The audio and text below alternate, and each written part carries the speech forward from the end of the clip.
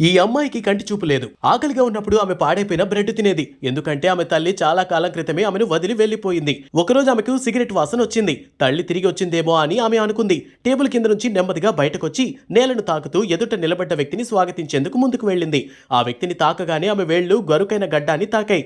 ఆమె భయంతో వెంటనే మళ్లీ టేబుల్ కింద దాక్కుంది. కానీ ఆ వ్యక్తి అక్కడి నుంచి వెళ్లలేదు. తాను ఆమె తండ్రినని చెప్పి అదే ఇంట్లో ఉండటం ప్రారంభించాడు. ఆమెకు అతను ఎవరో ఎందుకొచ్చాడో కూడా అర్థం కాలేదు. మొదట్లో అతని బూట్ల శబ్దం విని అతన్ని గుర్తించి దూరంగా ఉండేది. ఒకరోజు ఆమెకు ఆహారం వాసన వచ్చింది. వాసన చూసి అవి నూడిల్స్ అని గుర్తించింది.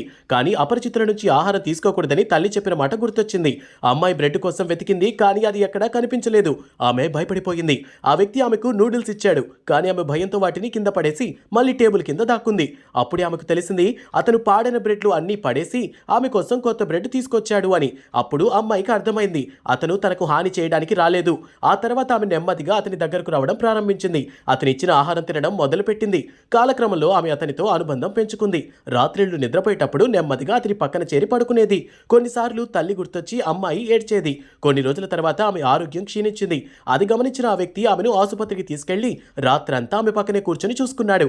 ఆమె కోలుకున్న తర్వాత చదువుకు సంబంధించిన సామాను కొనిపెట్టాడు. ఆమె చెయ్యిని పట్టుకుని ఆమె అరచేతిపై అక్షరాలను రాస్తూ నేర్పించేవాడు.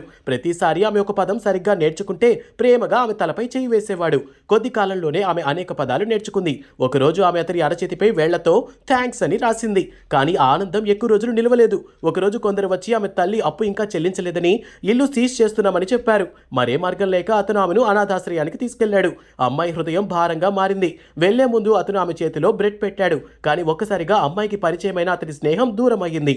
ఆమె భయంతో ముందుకు వెళ్లి గాజుకు ఢీకొట్టింది. ఆమె గాజుపై చేతులు కొడుతూ ఉండగా అతను బయట నిలబడి ఉన్నాడని ఆమెకు అనిపించింది. అతన్ని వదులుకోవాలని ఆ అమ్మాయి కోరుకోలేదు.